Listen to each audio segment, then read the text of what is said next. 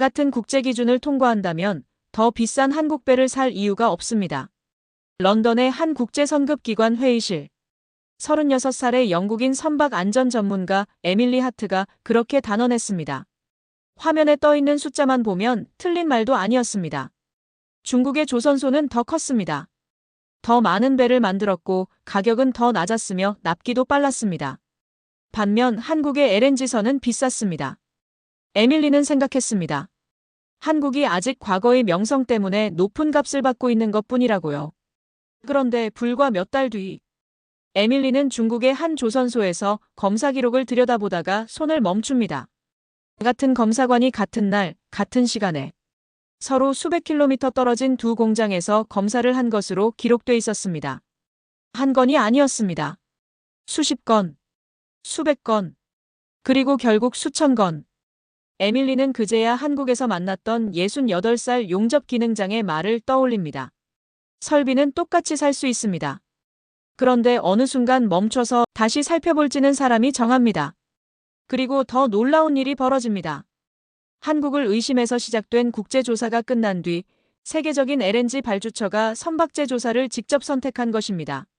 중국 측은 가격을 더 내리겠다고 했습니다. 하지만 발주처의 대답은 단호했습니다. 우리가 사는 것은 가장 싼 배가 아닙니다. 20년 동안 가스를 실어 나를 수 있는 시간입니다. 선박제조 수주를 따낸 한국 조선소에서는 무엇을 지켜왔던 걸까요? 그리고 숫자만 믿었던 영국인 전문가의 생각은 왜 완전히 뒤집힌 걸까요? 이야기 시작 전 구독과 좋아요 부탁드려요. 그 이야기는 몇 달 전 런던에서 시작됩니다. 제 이름은 에밀리 하트입니다.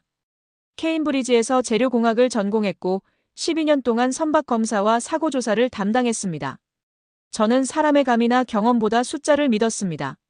누군가 회의에서 말하곤 했습니다. 현장에서는 느낌이 다릅니다. 그러면 저는 항상 되물었습니다. 그 느낌을 증명할 데이터가 있습니까? 그날 런던 본부 회의에서도 마찬가지였습니다. 세계 조선시장 자료가 대형 화면에 떠 있었습니다. 중국의 막대 그래프가 빠르게 올라가고 있었습니다. 대형 도크, 생산 능력, 수주량, 가격 경쟁력. 눈에 보이는 지표 대부분에서 중국이 강했습니다. 제가 발표했습니다. 한국 조선소의 가장 큰 문제는 가격입니다. 사람들이 화면을 봤습니다. 동일한 국제 안전 기준을 충족한다면 발주처 입장에서는 더 비싼 선박을 선택할 이유가 없습니다. 몇 사람이 고개를 끄덕였습니다. 당시 저는 그것이 너무 당연한 결론이라고 생각했습니다. 기술은 표준화됩니다. 도면이 있고 규정이 있고 검사 절차가 있습니다. 그것을 모두 통과한다면 어느 나라에서 만든 배든 같은 배라고 믿었습니다. 회의가 끝나자 상사가 저를 불렀습니다. 카타르의 대형 LNG 프로젝트에 투입될 선박들의 품질 평가를 맡아달라는 이야기였습니다. 한국과 중국 조선소가 물량을 놓고 경쟁하고 있었습니다. 저는 곧바로 자료를 받았습니다. 그날 오후 중국 대형 조선그룹의 임원 웨이젠룽과 화상회의를 했습니다. 그는 자신감이 넘쳤습니다. 한국이 가진 것은 오래된 명성뿐입니다. 잠시 웃더니 덧붙였습니다. 우리는 규모와 속도로 이미 따라잡았습니다. 이제 가격까지 보면 선택은 분명합니다. 조금 과장된 말이라고는 생각했습니다. 하지만 방향에는 동의했습니다. 저 역시 그날 아침 비슷한 이야기를 했으니까요. 그날 저녁 저는 아버지와 식사를 했습니다. 아버지는 북해에서 30년 가까이 유조선 기관사로 일한 사람입니다. 손마디가 굵고 말이 많지 않았습니다. 제가 중국 조선소 이야기를 꺼냈습니다. 요즘은 정말 빨라요. 규모도 엄청나고. 아버지가 물었습니다. 한국은? 좋은 배를 만들죠. 하지만 너무 비싸요. 아버지가 포크를 내려놓았습니다. 그리고 한참 뒤 말했습니다. 배는 공장에서 완성되는 게 아니다. 저는 아버지를 봤습니다. 무슨 뜻이에요? 20번 겨울을 지나고 나서야 완성되는 거야. 저는 웃었습니다. 아빠, 요즘은 모든 게 데이터로 관리돼요. 아버지도 웃었습니다. 더 말하지 않았습니다. 저 역시 그 말을 잊었습니다. 저에게 배란 도면대로 만들고 규정을 통과하면 끝나는 물건이었으니까요. 그날 저는 집으로 돌아와서도 잠시 업무 자료를 열어봤습니다. 중국 조선소의 생산 능력 증가율, 한국 조선소의 평균 건조 단가, 예상 납기, 인건비, 도크 회전율. 화면에 뜬 숫자는 여전히 제 판단이 맞다고 말하고 있었습니다. 저는 두 나라의 조건을 나란히 놓고 비교했습니다. 같은 크기의 LNG선, 같은 국제 기준, 같은 선급 규정. 그런데 가격은 달랐습니다. 제 눈에는 답이 단순해 보였습니다. 품질이 같다면 싼 쪽이 이기는 거야. 저는 그렇게 메모했습니다. 그리고 그 문장 아래에 한 줄을 더 썼습니다. 조선업도 결국 제조업이다. 지금 생각하면 그 문장이 제가 얼마나 이 산업을 단순하게 보고 있었는지를 보여줍니다. 저는 자동차 공장처럼 생각했습니다. 같은 설계도와 같은 장비가 있으면 같은 결과가 나온다고 믿었습니다. 하지만 선박은 한두 해 쓰고 바꾸는 제품이 아니었습니다. 한 번 바다에 나가면 수십 년 동안 파도와 진동, 염분과 극저온을 견뎌야 합니다. 그 사실을 저는 알고 있었습니다. 시험에도 나왔고 보고서에도 수없이 썼습니다. 그런데 알고 있는 것과 이해하는 것은 전혀 다른 일이었습니다. 그때의 저는 아직 이해하지 못하고 있었습니다. 그런데 두 달 뒤, 제 책상 위에 한 장의 긴급 보고서가 올라왔습니다. 그리고 제가 당연하다고 믿었던 모든 것이 흔들리기 시작했습니다. 처음에는 한 척이었습니다. 신형 LNG선 한 척에 운항 제한이 걸렸다는 보고였습니다. 화물창 극저온 구조 일부에서 이상 징후가 발견됐다는 내용이었죠. 사고가 난 것은 아니었습니다. 그래서 저는 처음엔 크게 생각하지 않았습니다. 신형 선박에서도 초기 문제가 생길 수 있습니다. 그런데 며칠 뒤 두 번째가 나왔습니다. 그리고 세 번째, 네 번째. 짧은 기간 동안 네 척이 연달아 운항 제한을 받았습니다. 저는 선박 자료를 한 화면에 띄웠습니다. 선주는 달랐습니다. 항로도 달랐고 운항사도 달랐습니다. 건조 시기 역시 조금씩 차이가 있었습니다. 그러나 한 가지가 같았습니다. 건조 조선소. 전부 같은 중국 조선그룹이었습니다. 저는 웨이 젠룽에게 연락했습니다. 그는 여전히 침착했습니다. 신형 선박에서는 흔히 생길 수 있는 초기 안정화 문제입니다. 네 척입니다. 모두 통제하고 있습니다. 근본 원인을 찾았습니까? 잠깐 침묵이 있었습니다. 조사 중입니다. 전화를 끊고 저는 한동안 화면을 봤습니다. 이상했습니다. 그래서 이번에는 완전히 다른 자료를 요청했습니다. 세계에서 운항 중인 LNG선들의 장기 운항 데이터였습니다. 건조 연도, 정비 기록, 보험 손실, 운항 중단 기간, 주요 결함, 건조 조선소. 수백 척의 자료가 들어왔습니다. 저는 건조국별로 다시 분류했습니다. 그리고 의자에서 몸을 앞으로 당겨 앉았습니다. 오래된 LNG선 가운데 오랜 기간 안정적으로 운항한 선박들. 정비와 사고 관련 지표가 비교적 안정적인 선박들. 그 목록에서 한국 조선소의 이름이 계속 반복되고 있었습니다. 저는 모니터를 내리면서 혼잣말했습니다. 왜 나는 이걸 한 번도 따로 보지 않았지? 12년 동안 수많은 배를 조사했습니다. 그런데 언제나 문제가 생긴 배를 봤습니다. 문제없이 돌아다니는 배는 볼 이유가 없었습니다. 사고 보고서가 올라오지 않는 배. 정비 기간이 길어지지 않는 배. 예정된 날짜에 들어왔다 예정된 날짜에 다시 출항하는 배. 그런 배는 제 업무 화면에 나타나지 않았습니다. 너무 정상적이어서 보이지 않았던 겁니다. 그때 아버지의 말이 처음으로 떠올랐습니다. 20번 겨울을 지나야 완성된다는 말. 저는 다음 날 상사를 찾아갔습니다. 단가 비교만으로 판단하면 안 될 것 같습니다. 상사가 저를 봤습니다. 불과 두 달 전 제가 했던 말을 기억하고 있었을 겁니다. 직접 봐야겠습니다. 어디를요? 한국부터요. 며칠 뒤 저는 카타르 발주처 사람들과 함께 한국행 비행기에 올랐습니다. 당시에도 저는 한국이 특별하다고 생각하지 않았습니다. 확인하고 싶었을 뿐입니다. 그런데 조선소 정문에 도착한 순간부터 예상이 빗나가기 시작했습니다. 한국 조선소로 들어가는 도로에는 대형 기자재를 실은 트럭들이 길게 늘어서 있었습니다. 한두 대가 아니었습니다. 멀리 도크가 보였습니다. 거대한 선박들이 여러 척 동시에 올라가 있었고 크레인이 끊임없이 움직였습니다. 저는 카타르 측 담당자에게 물었습니다. 전부 LNG선입니까? 상당수가 그렇다고 들었습니다. 회의실에 들어가자 카타르 측은 바로 본론을 꺼냈습니다. 운항 제한 선박 때문에 프로젝트 일정이 흔들리고 있었습니다. 대체 LNG선이 필요했습니다. 가능하다면 몇 척이라도 건조 일정을 당기고 싶어 했습니다. 한국 측 책임자가 조용히 자료를 확인했습니다. 그리고 말했습니다. 현재 신규 배정 가능한 슬롯이 없습니다. 카타르 담당자가 다시 물었습니다. 가격 조건을 조정하면 가능합니까? 가격의 문제가 아닙니다. 추가 비용을 지급하겠습니다. 한국 측 책임자는 고개를 저었습니다. 이미 기다리고 계신 선주들이 있습니다. 저는 그 장면이 이상하게 느껴졌습니다. 제가 알던 산업에서는 급한 사람이 돈을 더 냅니다. 그리고 돈을 더 내면 순서가 바뀝니다. 하지만 여기서는 아니었습니다. 회의가 끝난 뒤 현장을 둘러봤습니다. 그때 박성호라는 기능장을 만났습니다. 60 후반. 40년 가까이 화물창 관련 작업을 해온 기술자였습니다.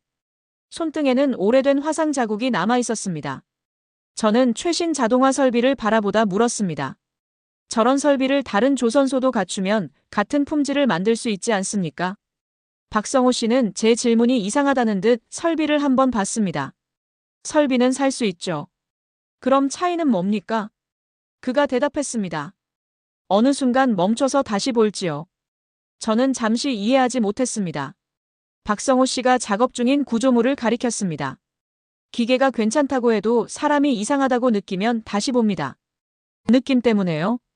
제가 묻자 그가 웃었습니다. 느낌으로 끝내면 안 되죠. 이상하니까 다시 검사해서 확인하는 겁니다. 박성호 씨와 헤어진 뒤 저는 현장 책임자와 함께 화물창 공정 안쪽으로 더 들어갔습니다. 안으로 들어갈수록 외부에서 보던 거대한 조선소와는 전혀 다른 세계가 펼쳐졌습니다. 멀리서 보면 배는 하나의 거대한 쇳덩어리처럼 보입니다. 하지만 안으로 들어가면 수많은 작은 작업의 집합이라는 걸 알게 됩니다. 한 사람이 용접을 하고 있었습니다. 그 뒤에서 다른 사람이 표면을 확인했습니다. 조금 떨어진 곳에서는 검사 장비를 들고 기록을 남기는 사람이 있었습니다. 저는 현장 책임자에게 물었습니다. 한 부분을 몇 사람이 확인합니까? 그가 대답했습니다.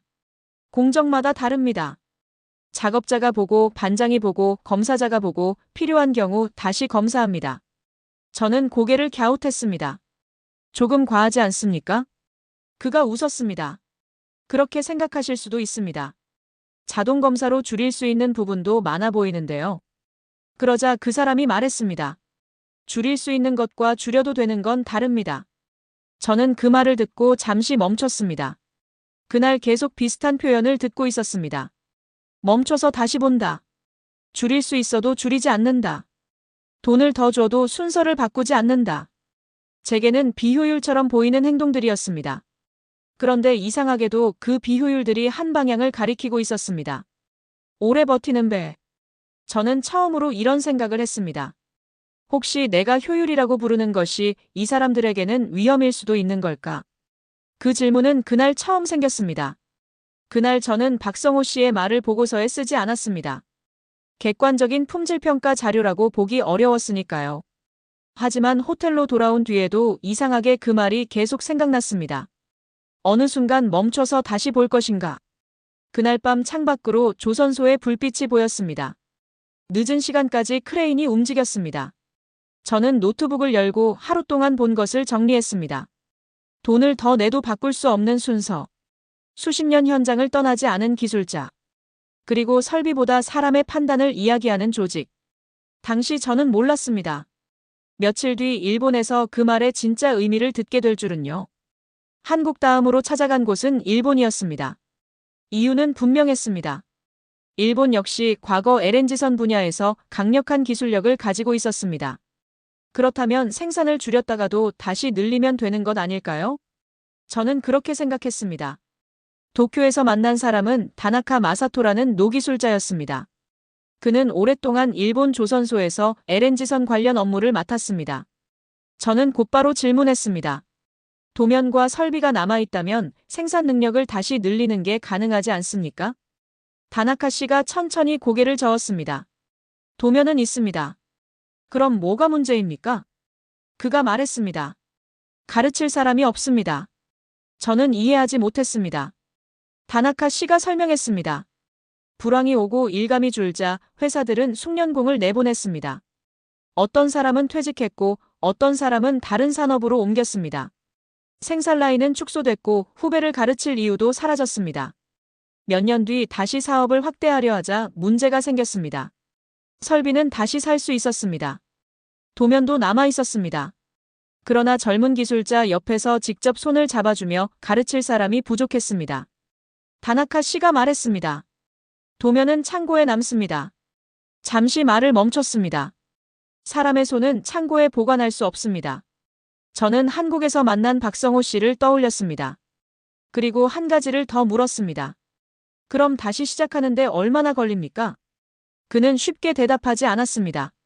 창밖을 한참 바라보다 말했습니다. 공장은 몇 년이면 만들 수 있습니다. 사람은요? 그가 웃었습니다. 그건 계산하기 어렵습니다. 다나카 씨는 젊은 시절 이야기를 들려줬습니다. 처음 LNG선 공정에 들어갔을 때 그는 자신이 좋은 기술자라고 생각했다고 합니다. 학교에서도 성적이 좋았고 도면도 누구보다 빨리 읽었다고 했습니다. 그런데 현장에서 선배가 같은 곳을 다시 뜯으라고 지시했습니다. 눈으로 봐서는 아무 문제가 없었습니다. 다나카 씨가 이유를 물었더니 선배는 이렇게 말했다고 합니다. 지금 설명은 못하겠다. 하지만 이상하다. 결국 다시 검사했고 작은 결함이 발견됐습니다. 다나카 씨가 저를 보며 말했습니다. 그때는 저도 그걸 미신이라고 생각했습니다. 저는 박성호 씨를 떠올렸습니다.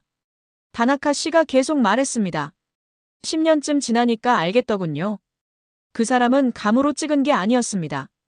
수천 번 봤기 때문에 남들이 못 보는 차이를 본 겁니다. 그 순간 저는 처음으로 숙련이라는 단어를 새롭게 이해했습니다. 숙련은 오래 일했다는 뜻이 아니었습니다. 수없이 반복하면서 무엇이 정상이고 무엇이 이상한지를 몸에 새긴 시간이었습니다. 그 무렵 중국 측도 같은 문제를 알아차린 모양이었습니다. 웨이 젠룽에게서 연락이 왔습니다. 그는 오히려 자신만만했습니다. 기술이 사람에게 있다면 해결은 간단합니다. 어떻게요? 사람을 데려오면 됩니다. 한국의 숙련공들을 영입하겠다는 것이었습니다. 고액 연봉, 주거 지원, 가족 지원. 조건은 파격적이었습니다. 솔직히 저는 상당수가 움직일 거라고 생각했습니다. 하지만 결과는 예상 밖이었습니다. 접촉한 핵심 숙련공 대부분이 거절했습니다. 박성호 씨 역시 마찬가지였습니다. 그가 남긴 답을 저는 나중에 들었습니다. 내가 가르치던 후배들이 아직 여기 있습니다. 상대가 조건을 더 올렸다고 합니다. 그는 다시 말했습니다. 내 기술 몇 개 들고 가는 것보다 여기 남아서 사람을 만드는 게 더 오래 갑니다. 저는 그 문장을 몇 번이나 읽었습니다. 그제야 조금 알 것 같았습니다. 제가 기술을 잘못 이해하고 있었던 겁니다. 기술은 사람 한 명 안에 저장된 파일이 아니었습니다. 선배가 후배에게 전달하고 후배가 다시 다음 사람에게 넘기면서 수십 년 동안 조금씩 쌓이는 것이었습니다. 한 명을 데려간다고 공장 전체가 따라가는 게 아니었습니다. 그런데 그 직후 중국 측이 전혀 다른 카드를 꺼냈습니다. 한국산 LNG선에도 문제가 있다는 자료였습니다. 그리고 그 자료가 모든 것을 뒤집게 됩니다. 웨이 젠룽이 제출한 자료에는 한국에서 건조된 LNG선의 결함 사례가 정리돼 있었습니다. 사진도 있었습니다. 표도 있었습니다. 수치도 있었습니다. 중국 측 주장은 간단했습니다. 중국 선박만 문제인 것처럼 보는 것은 공정하지 않습니다. 맞는 말이었습니다. 저는 한국 편도 아니었고 중국 편도 아니었습니다. 검사하는 사람이 특정 국가를 먼저 믿는 순간 조사는 끝입니다. 그래서 제가 제안했습니다. 양쪽 모두 조사하겠습니다. 동일한 방식, 동일한 기준, 사전 준비 시간을 최소화한 무작위 검증. 중국은 즉시 찬성했습니다. 한국 역시 동의했습니다. 본격적인 조사에 앞서 제출 자료들을 검토하던 어느 날이었습니다. 중국 측 검사 서류를 넘기던 저는 이상한 느낌을 받았습니다. 너무 완벽했습니다. 검사 날짜, 담당자 이름, 서명, 사진. 모든 것이 정확했습니다. 오히려 그래서 이상했습니다. 현장의 실제 기록은 이렇게 깨끗하지 않습니다. 작업이 지연되기도 합니다. 일정이 바뀌기도 하고 수정 표시가 생기기도 합니다. 사람이 작성한 기록에는 흔적이 남습니다. 그런데 이 서류에는 흔적이 없었습니다. 저는 검사관 한 사람의 이름을 골랐습니다. 그리고 출입 기록을 요청했습니다. 출장 기록도 받았습니다. 그날 밤 두 자료를 맞춰보기 시작했습니다. 처음 발견한 것은 사소해 보였습니다. 검사 기록상 한 검사관은 오전에 한 공장에서 검사를 했습니다. 그런데 같은 시간 출입 기록에는 다른 공장에 있었습니다. 두 장소는 수백 킬로미터 떨어져 있었습니다.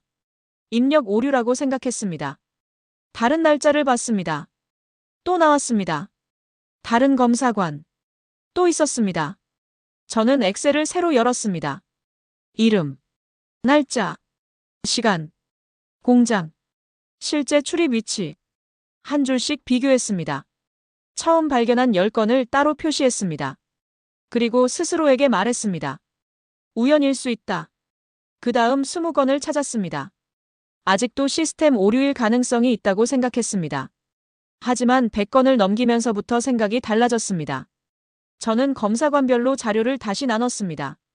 특정 사람 하나의 문제가 아니었습니다. 여러 검사관의 이름에서 같은 현상이 반복되고 있었습니다.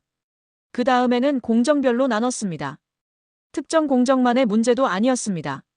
마지막으로 건조 시기별로 분류했습니다. 그때 패턴이 보였습니다. 납기가 촉박했던 선박, 원가 절감 목표가 높았던 프로젝트. 그 구간에서 불일치가 집중적으로 늘어나고 있었습니다. 저는 숫자를 화면에 그래프로 띄웠습니다. 납기 압박이 커질수록 검사 기록의 이상도 함께 증가했습니다. 그건 우연이라고 보기 어려웠습니다. 10건, 20건, 100건, 그리고 수천 건. 새벽이 가까워질 무렵 저는 화면에서 눈을 떼지 못했습니다. 수천 건이었습니다. 저는 혼잣말했습니다. 이건 실수가 아니야. 검사를 하지 않은 시간을 검사한 것으로 기록했거나 한 번 확인한 것을 여러 번 확인한 것처럼 작성한 정황이 반복됐습니다. 저는 새벽 4시가 넘어서야 노트북을 닫았습니다. 그리고 빈 회의실에 혼자 앉아 있었습니다. 그 순간 이상하게 화가 나기보다 무서웠습니다. 서류는 완벽했습니다. 만약 제가 출입 기록을 요청하지 않았다면 그대로 통과했을 겁니다. 만약 네 척이 동시에 멈추지 않았다면 누구도 들여다보지 않았을 겁니다. 그리고 그렇게 만들어진 배가 앞으로 20년 동안 바다를 다녔을 겁니다. 저는 그때 처음으로 생각했습니다. 좋은 검사란 문제를 찾아내는 일이 아니라 문제가 숨을 곳을 없애는 일인지도 모른다고요. 문득 한국에서 들었던 말이 떠올랐습니다. 어느 순간 멈춰서 다시 볼지는 사람이 정한다. 여기서는 반대였습니다. 멈춰야 할 순간에 멈추지 않았고 보지 않은 것을 보았다고 적었습니다. 그 순간 저는 알았습니다. 이 조사의 핵심은 어느 나라가 더 첨단 설비를 갖고 있느냐가 아니었습니다. 아무도 보지 않을 때 무엇을 하는가. 그 차이를 확인해야 했습니다. 조사단의 첫 번째 목적지는 한국으로 결정됐습니다. 그리고 저는 한국 측이 가장 숨기고 싶어 할 시기를 일부러 골랐습니다.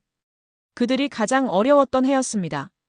한국 조선소의 기록 보관실에 들어갔을 때 가장 먼저 느낀 것은 종이 냄새였습니다. 오래된 검사 자료와 필름이 선박별로 정리돼 있었습니다.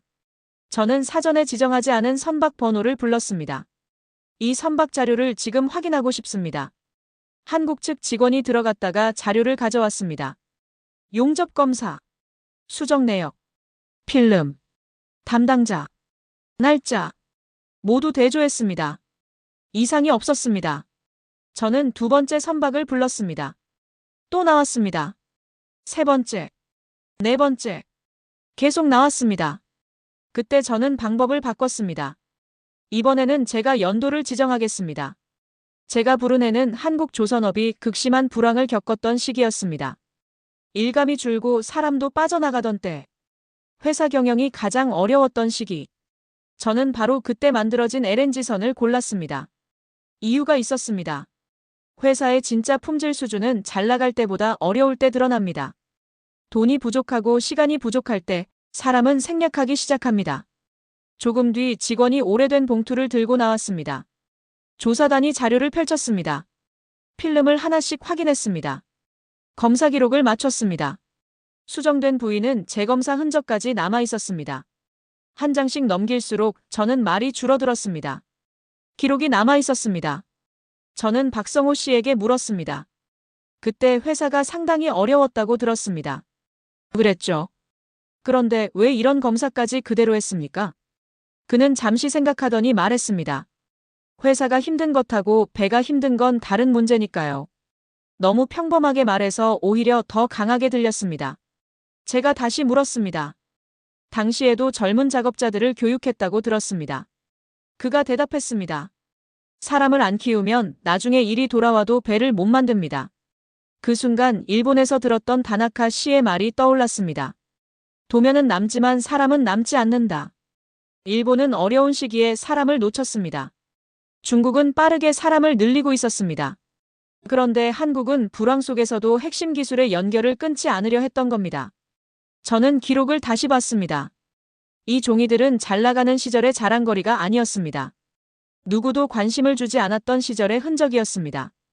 월급과 일감을 걱정해야 했던 사람들이 바다에 내보낼 배의 한 자리를 다시 보고 검사하고 기록하고 다음 사람에게 넘긴 흔적이었습니다. 그날 조사 결과 한국 측 기록에서는 구조적인 조작 정황이 확인되지 않았습니다. 이제 남은 곳은 중국이었습니다. 그리고 그곳에서는 제가 이미 발견한 수천 건의 기록이 기다리고 있었습니다. 중국 조선소 회의실에 들어갔을 때 웨이 젠롱은 여전히 자신감이 있었습니다. 서류는 모두 준비돼 있었습니다. 그는 말했습니다. 원하시는 것은 전부 공개하겠습니다. 저는 기록처를 펼치지 않았습니다.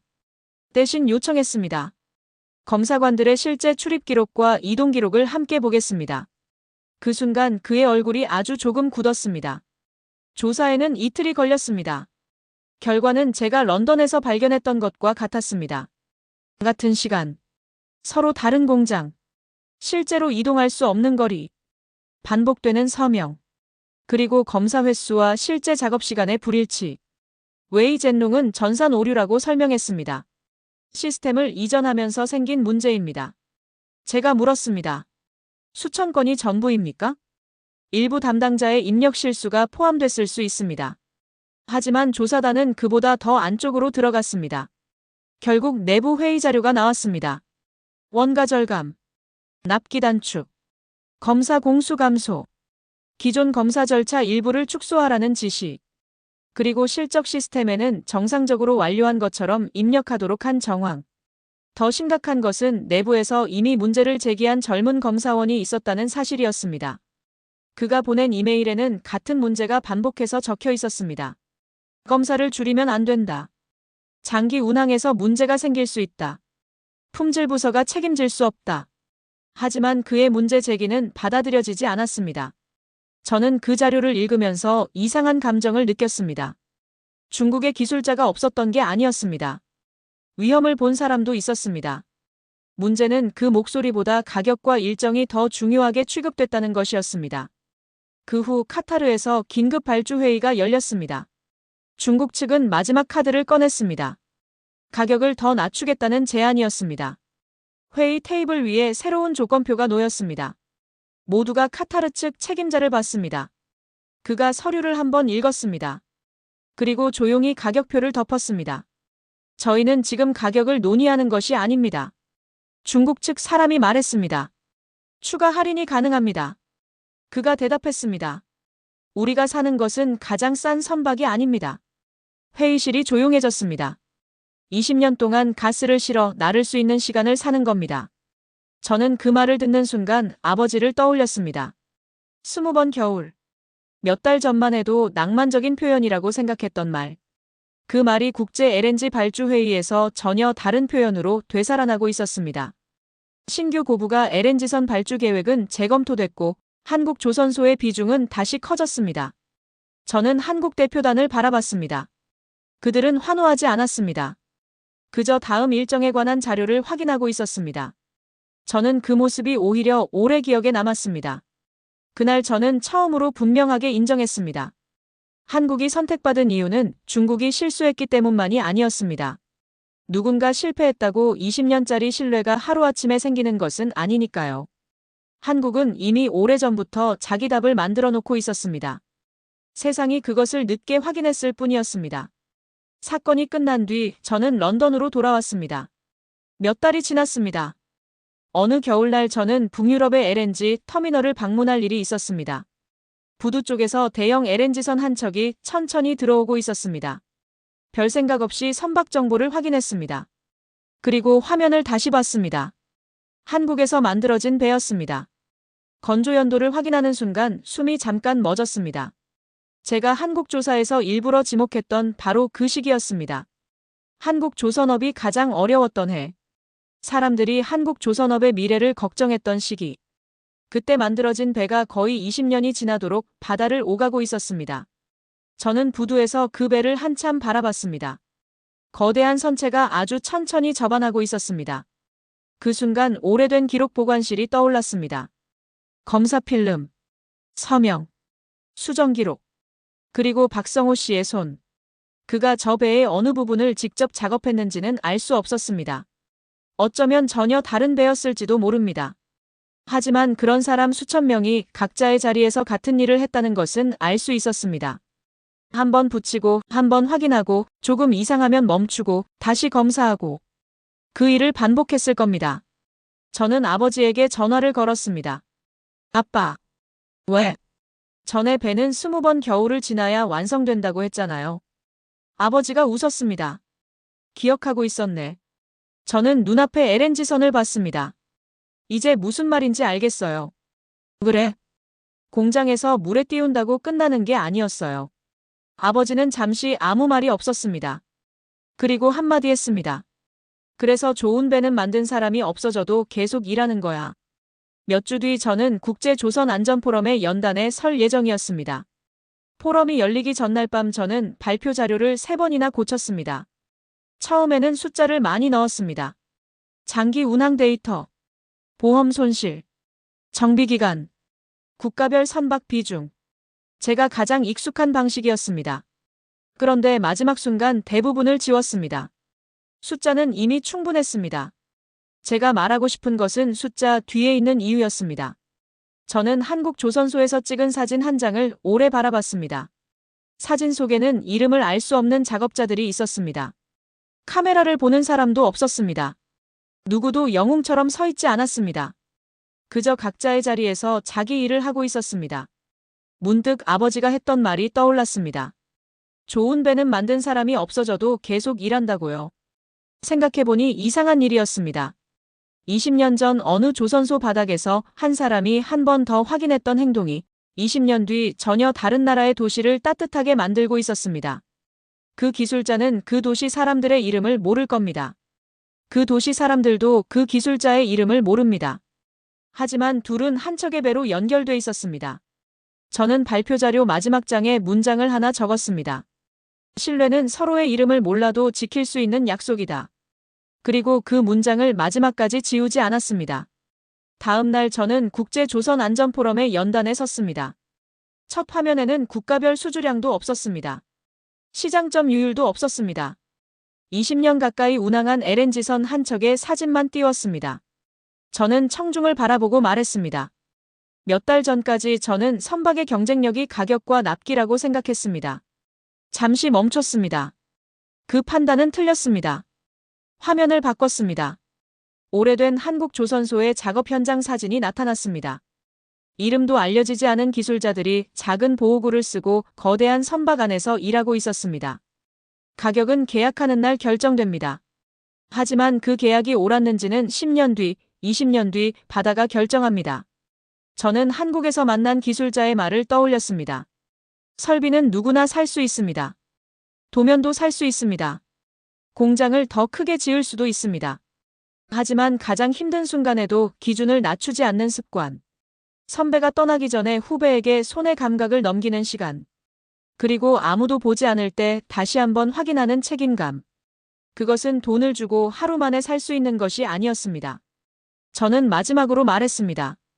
가격은 배를 한번 계약하게 만듭니다.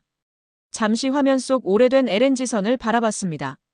하지만 다시 그 조선소를 찾게 만드는 것은 그 배가 20년 뒤에도 바다 위에 떠 있는가입니다. 그날 저는 제가 처음 한국을 평가했던 회의실을 떠올렸습니다. 한국은 너무 비싸다고 말했던 날입니다. 지금이라면 같은 질문에 다르게 답할 겁니다. 비싼가, 싼가를 먼저 묻지 않을 겁니다. 대신 이렇게 물을 겁니다. 이 배가 20번째 겨울에도 약속을 지킬 수 있는가? 세계가 한국 조선소를 다시 찾는 이유. 그 답은 화려한 광고 안에 있지 않았습니다. 거대한 크레인에만 있는 것도 아니었습니다. 잘 나가던 시절의 수주량에만 있는 것도 아니었습니다. 가장 어려웠던 시절에도 현장을 떠나지 않았던 사람들. 누가 보든 보지 않든 똑같이 검사했던 사람들. 그리고 자기 뒤에 올 사람에게 기술을 넘겨준 이름 없는 수많은 손. 그 시간이 쌓여 결국 한 척의 배가 되었고 그 배들이 지금도 세계의 바다를 건너고 있었습니다. 20번의 겨울을 지나면서 말입니다. 저는 이제 한국 조선업을 이야기할 때 세계 1위라는 표현부터 꺼내지 않습니다. 순위는 바뀔 수 있습니다. 수주량도 바뀌고 가격도 바뀝니다. 오늘의 1등이 내일의 2등이 될 수도 있습니다. 하지만 수십 년 동안 쌓인 습관은 쉽게 만들어지지 않습니다. 아무도 보고 있지 않을 때 한 번 더 확인하는 습관. 어려워도 다음 세대에게 기술을 넘기는 습관. 당장 손해를 보더라도 이미 한 약속을 지키는 습관. 저는 이제 그것이야말로 가장 비싼 기술이라고 생각합니다. 그리고 어쩌면 세계가 한국에서 사고 있는 것도 배 한 척이 아니라 바로 그 시간일 겁니다. 20번의 겨울을 견뎌낸 시간.